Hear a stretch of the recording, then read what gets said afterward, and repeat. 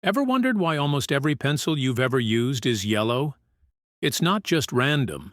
The reason goes back more than 100 years, and it's a story of marketing, prestige, and even deception.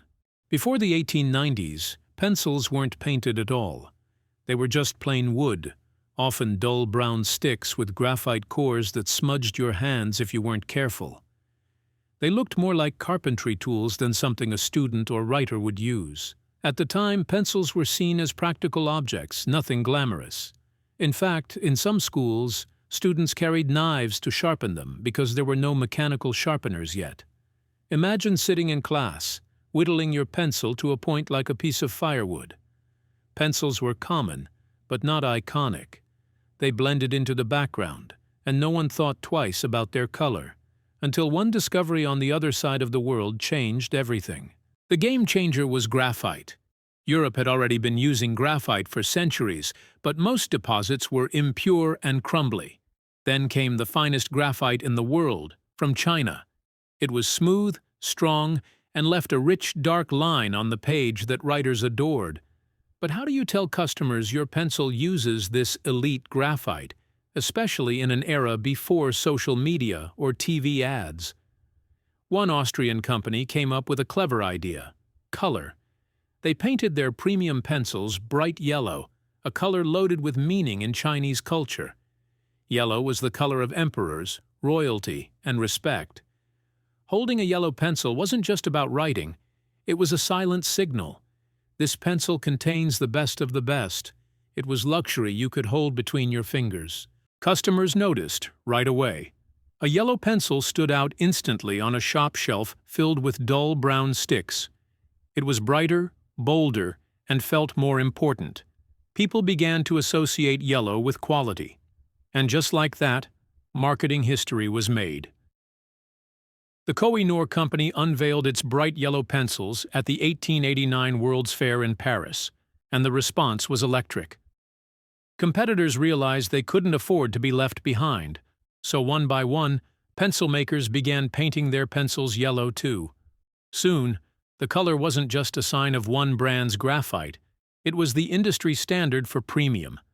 Shoppers didn't even need to ask about the graphite anymore. If it was yellow, it must be good. Yellow became the world's first pencil trademark, even without a logo. When the yellow pencil design crossed the Atlantic, it exploded in popularity in the United States. By the early 1900s, American companies like Dixon and Faber were cranking out millions of yellow pencils every year.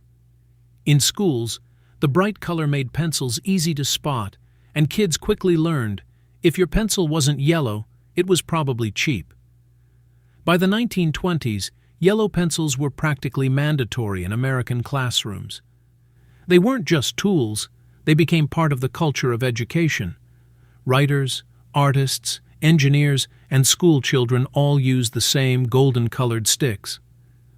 Think about it.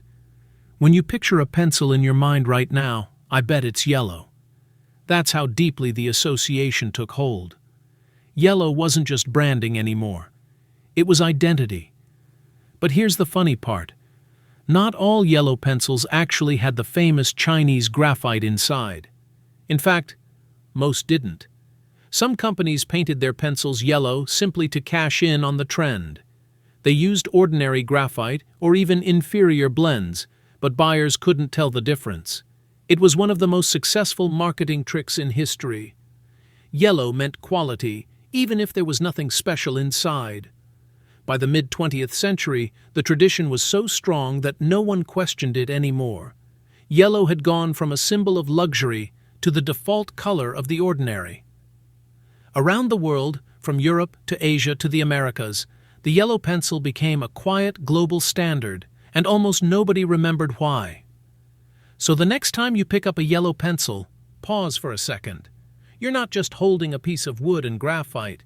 You're holding a story, a relic of trade between continents, a symbol of prestige, and a lesson in the power of branding. A simple paint job transformed an everyday object into a cultural icon that has lasted for more than a century. That tiny yellow stick in your hand is proof that even the most ordinary things can carry extraordinary histories. And once you know the story, you'll never look at a pencil the same way again. Want more hidden histories of everyday things? Subscribe to Hidden Origins and uncover the secrets behind the objects you thought you knew.